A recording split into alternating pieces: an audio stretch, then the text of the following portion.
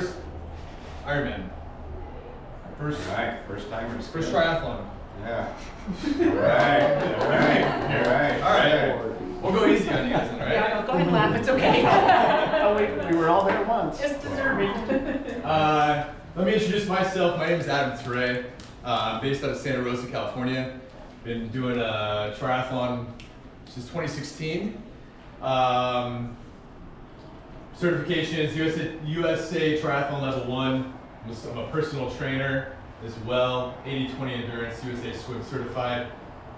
Coaching since 2022.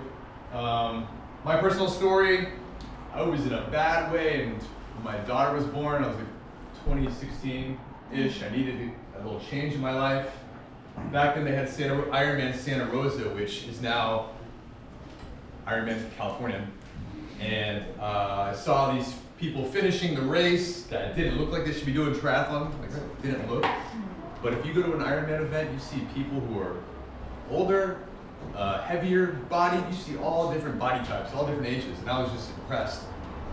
So I signed up, and immediately, like, the training just changed my confidence. I was unemployed at the time. I got employed, became the father I wanted to be. So Ironman triathlon has changed my life. And I made friends like Luis here, and it's my obsession now. All right, Luis, your turn. All right. Well, good morning. My name is Luis Andarcia. Originally from Venezuela, and yeah, I've been my company is APX, Andarcia Performance Coaching. That's what it stands for. I'm in Sacramento. I'm a USA Triathlon Level 2 coach. I'm also a personal trainer. And I've been to, thank you for adding that. 3-time world championship qualifier. And I've been racing since '92.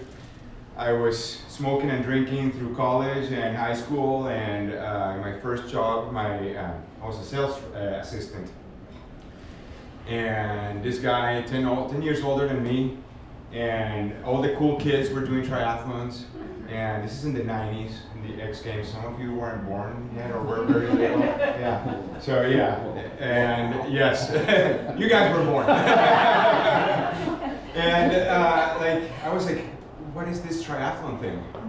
It looks so cool. I want to be like you. Like this was a sales guy that I was assisting for. He's like, well, you gotta swim, you gotta bike. There's space over here. Yeah, there's more bench spots over there. There's another chair over here. Come in. I'm waiting, so squeeze in. Yeah. So anyway, I did my first sprint with a borrowed mountain bike. I didn't know how to put my helmet. I put the helmet backwards. I wore gloves. I put socks, and it was a Speedo with a T-shirt on. And I got off of that mountain bike, and I was like, I can't even walk. And then I thought, I gotta do this better the next time. And it's been 3-4 years. So I get emotional talking about this because it's what I do now, and I get to live off of it. I'm a coach, and it's my full-time job along with personal training. So yeah, that's me. I welcome you guys to the world of triathlon. It's either you love it or you hate it. Or both. Yeah. Or both things at the same time. It's a love-hate relationship. Yeah. Anyway, yeah. Thank you for that sharing all that. Today's agenda, so here we are at the presentation. We'll take your questions too. Hopefully you brought some. We've changed the bike ride today due to safety. So we'll talk about where we want to meet. We understand that where we want to do where we originated the bike ride at Whiskey Town, there's a lot of traffic, there's a car show going on. So we're going to change it, and you guys are going to help us again to remind us where to meet. Old Shasta Town? Yeah, there's a grocery store up there. That's You guys are coming with us? I am. Yeah, they're perfect. So if you're riding with us, we'll just follow you then. Yeah. All right. Yeah, I gotta go get my bike. Okay. So we're figuring like a 45-minute out and back ride. Just some basic housekeeping things, bathrooms. I guess On next the other door. side. Yeah. All right. Trash away, of course. If you have questions before or after this, Luis and I will be here. And we have our coaching materials in the back. Luis and I are always looking for athletes. And so there's a chair over there. if you need some additional help, let us know. All right, let's get to it. Let's talk climate and elevation. So when this race was announced, a lot of people were concerned about the heat. I think people were talking about how can you do it in August? That's insane. We're going to talk to you about like what we expect and why you're going to be okay. So You'll be okay. Yes. and if you're not, it's not our fault. Tom Cotton. I looked at the weather in 2025. Looked like we had a high of 120 or 102. 65 degree low. Historically, very high and dry temperatures in the summer. Okay, here's the morning temps of what you can expect when your race starts. Somewhere between 70 and 78. Midday temps. We're going to tell you why we don't think it's going to get to 105 when you're on the course, or at least I hope it doesn't for you. We think you're going to finish. This is a very fast race. Let me just start with that. Okay. UV index extremely high. Bring those shades. Bring sunblock. Okay. Light wind in the morning, increasing afternoon thermals, so hot breeze later. Okay. This is still considered low elevation. Okay. So elevation training not an issue. 1,300 feet for the swim. We're going downhill on the bike. To 534 feet. Okay. Luis. Okay, the bike. Yeah. Good. What do I do here? Oh yeah. Yeah. Take it. All right, I have my notes. Oh, here we go. The black one, yeah. Yes, thank you. First, let's talk about coaches' tips of climate and elevation. Yeah. So, practice your heat training protocols. We'll get into that a bit more. Is anyone currently practicing any kind of heat training thing? No? Yeah. What do you like to do for heat training? Keep running in the heat of the day. Running the heat? Okay. Layers. I was called crazy once. So originally from Venezuela, right? I was living in San Francisco, and I'm training for a race back in Venezuela. I've been in San Francisco. At that point, I was my 4th year in San Francisco, and in San Francisco, it's always cold. You know, and when you ride to Marin, you always know who is coming from the city. Because they have the back pockets full with arm warmers, leg warmers, the gloves, the vest. It's all in the back pockets.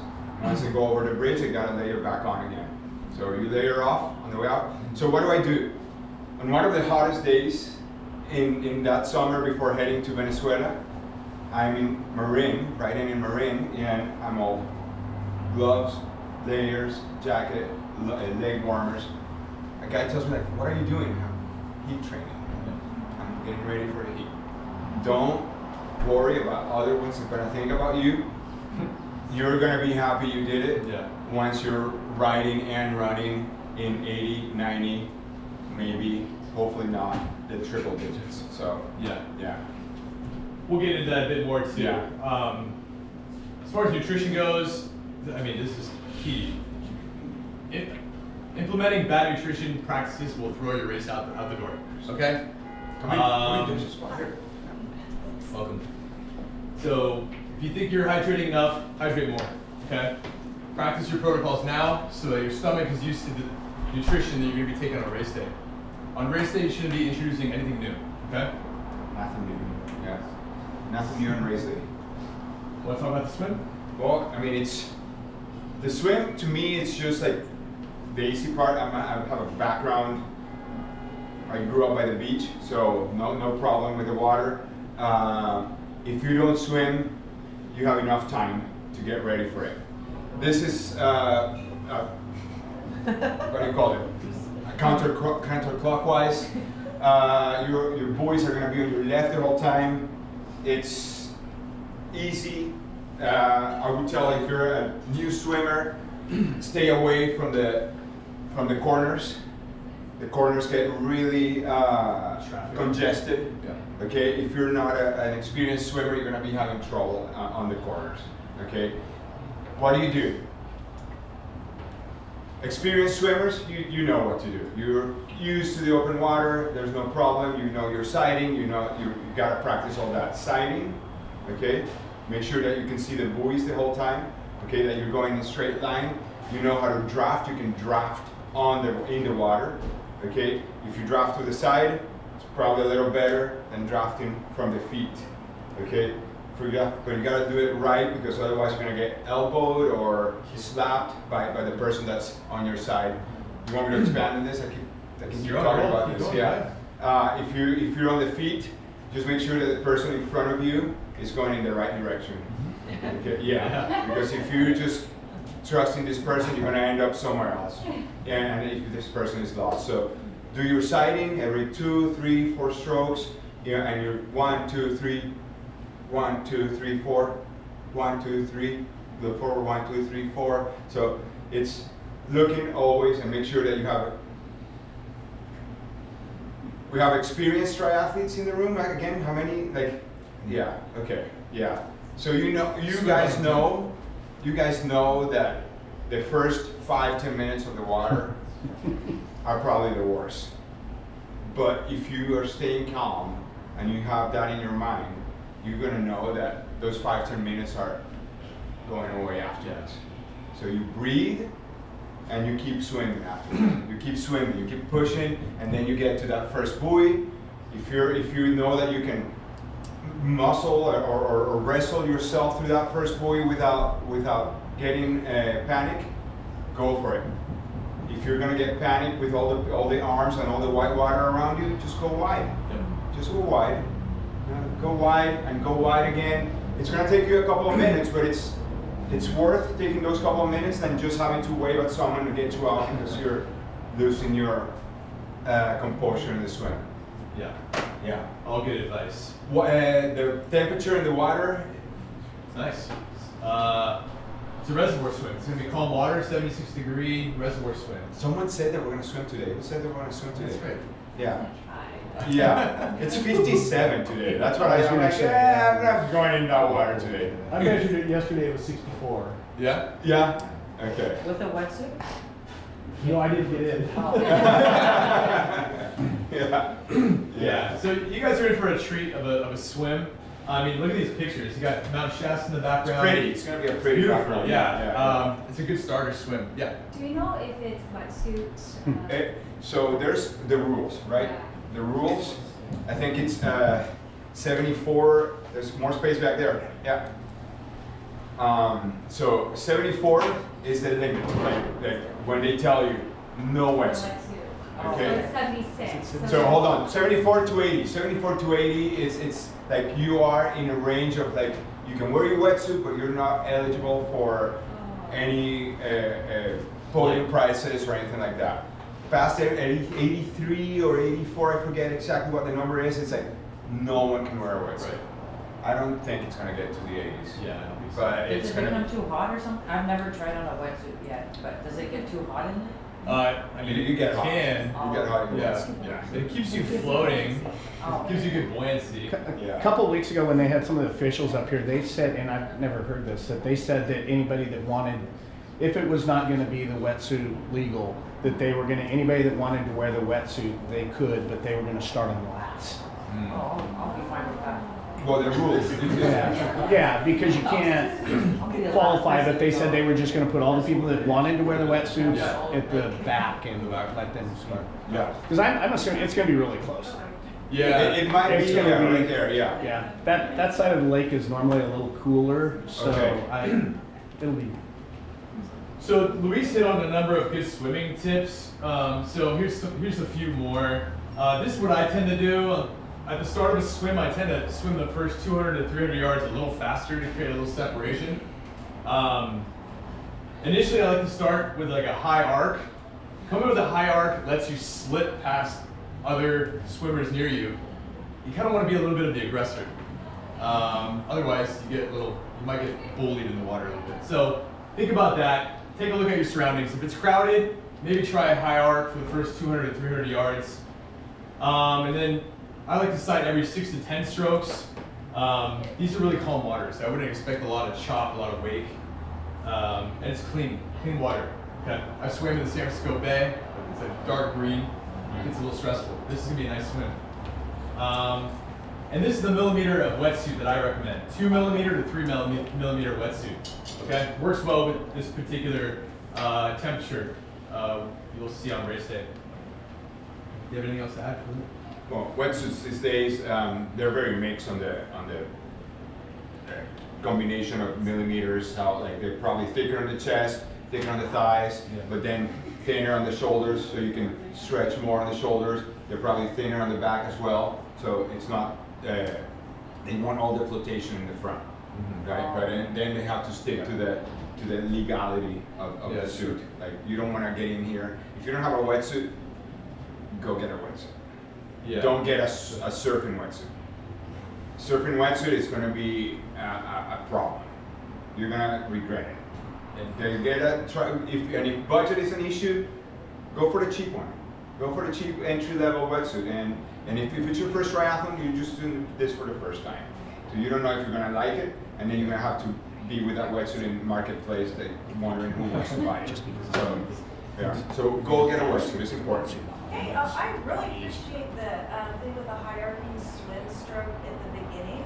I think that's awesome. I usually start like way in the back because I'm a slower swimmer. And so I'm with a group of people and like we're swerving all over the place and stuff. Do you have a recommendation for how to like what do you do when somebody like cuts in front of what's the I always just like stall and try to water figure out what to do. But, I mean, is there a best practices how do you keep your stroke and still avoid and stay safe and I'd say a lot of that is mental, right? I think we've all been kicked in the face or something, and it can really either make you stop and really reconsider things, or you can kind of like just take it and just kind of like roll with it a bit. It's about I mean there's. But yeah. Does anyone here mountain bike? No? Yeah. Okay. Cyclists, road cyclists against mountain bikers. It's completely different. Now, if you're doing a mountain bike race, you see all the mountain bikers are pushing, elbowing each other, right? And this is how triathletes are in the swim. If you swim with pure swimmers in an open water event, everyone's going on a straight line.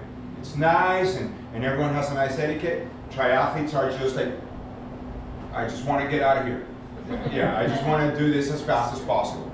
And unfortunately, there's not a great etiquette. So, but what do? Well, as I said, like composure, stay calm.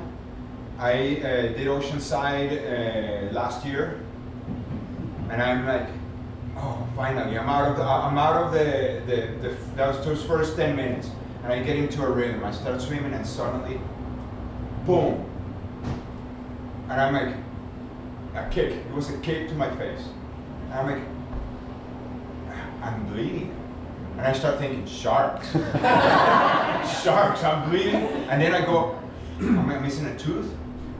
My lips are swollen. I'm like, hold on, you're gonna get out of the water in the next 15, 20 minutes. So don't worry about it, keep swimming. And that's what it is, like, you're gonna get through. People get in front of you, it's like, again, I tell my athletes, seed yourself a little bit faster than what you think you're going to come out. I was thinking do the opposite. Well, okay, hold on. So, two things, right? If you're really scared, I tell like, just get in the back and swim to the side. Okay, swim to the side. So if the swim is gonna be counterclockwise, so swim to the outside. So get on that perimeter, right? You get outside. Okay, there's less traffic there. There's always gonna be less traffic. You're gonna swim a little bit longer, but if traffic is a concern, stay on that side. That's what I was gonna say, like traffic, right? Cars. The fast swimmer's gonna go direct line to the buoy. If you just kick it a little bit outside, just let them go. Just kind of stay to the outside a little bit. And you're gonna feel like you're alone. You're gonna look up and you're like, where's everyone?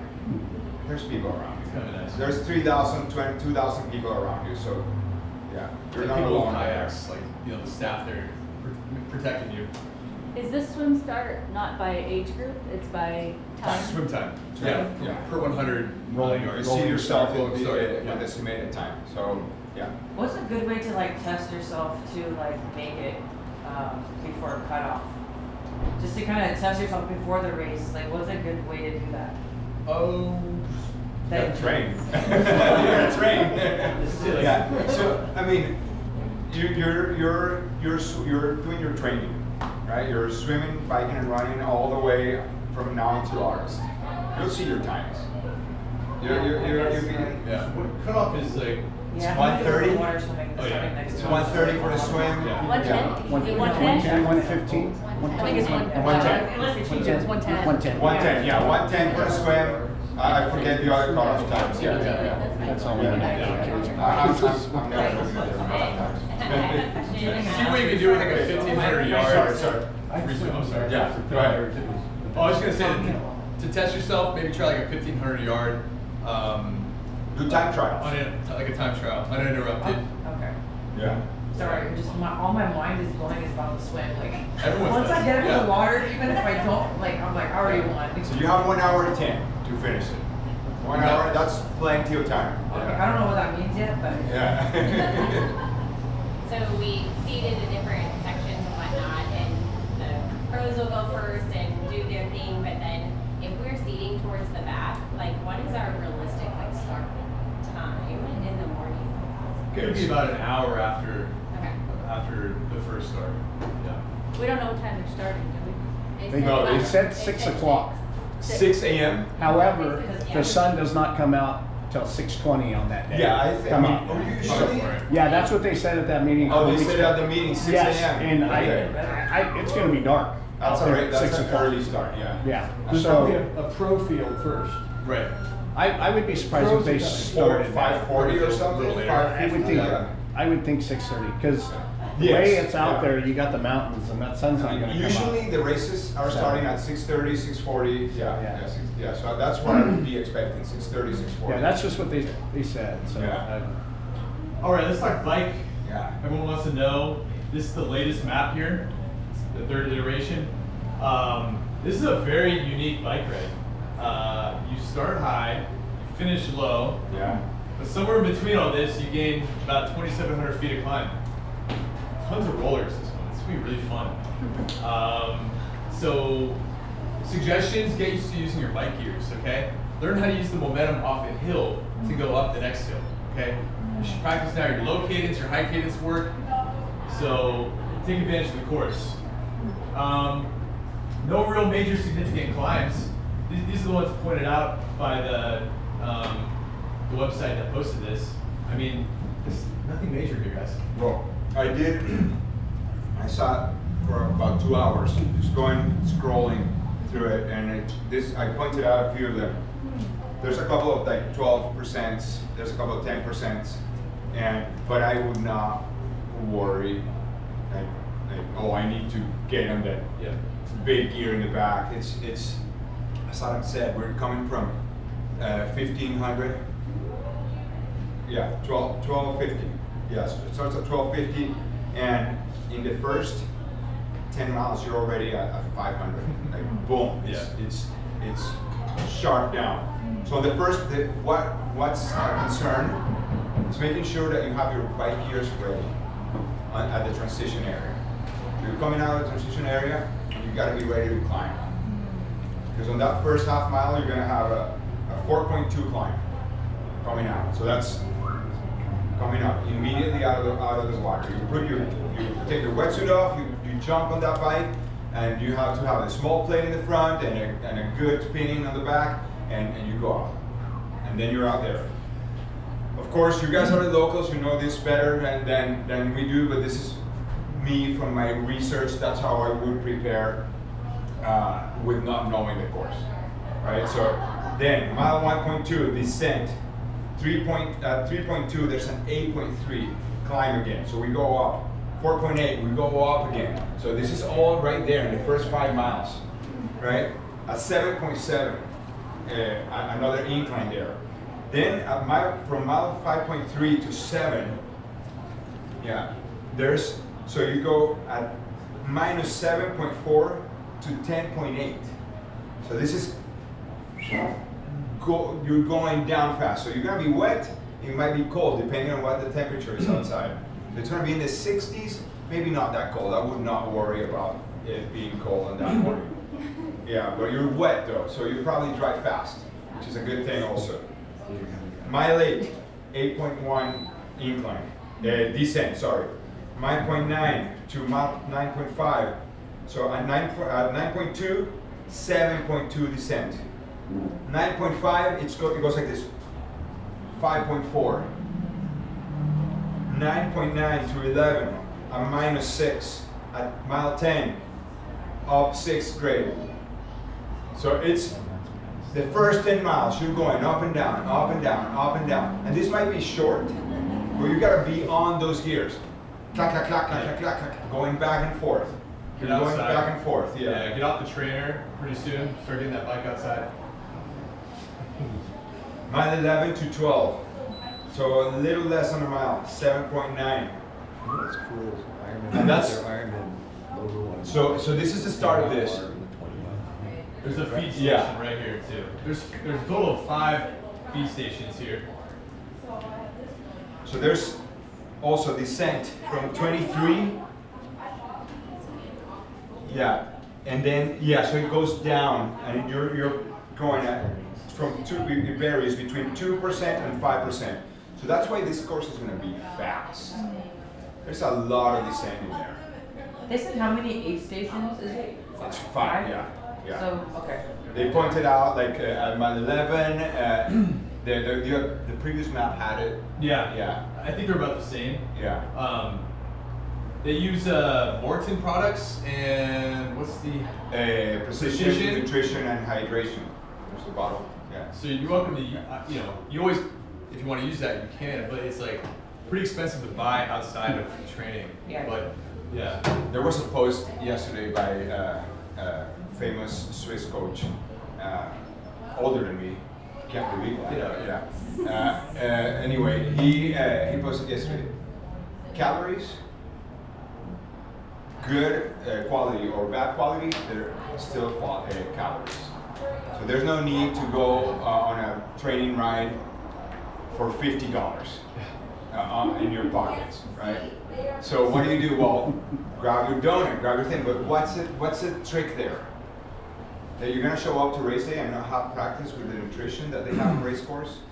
So exactly, end up with an upset stomach. Yeah. So you practice the nutrition and hydration, but you don't have to do it on every training ride. Right? Okay, so on your longer rides, go for a 3-4 hour ride. Okay, I'm gonna test the Martin and the Precision. Where's my bottle? By the way? Right back. Is it that? Back there? Yeah. There it is. All right. I'm watching you. We had a couple questions here. I was just gonna ask, like, between you guys and people that are familiar with the course, it's tight and windy in a lot of places, so those downhills are. Yeah. Yeah. So they're gonna be windy also. Rock Creek Road, coming down Yeah. Rock Creek Road. So they're is, technical descents. Yeah. Yeah. So, More and you risky come outside. to the bottom of Rock Creek Road, and it's a 90-degree turn. Okay. Yeah. So Okay. What mile is that, so I can?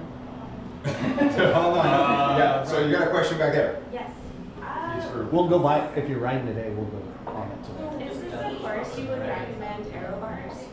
Yes. Yes. Yeah. Pretty Yes. much. Possible with winding. Yes. Again,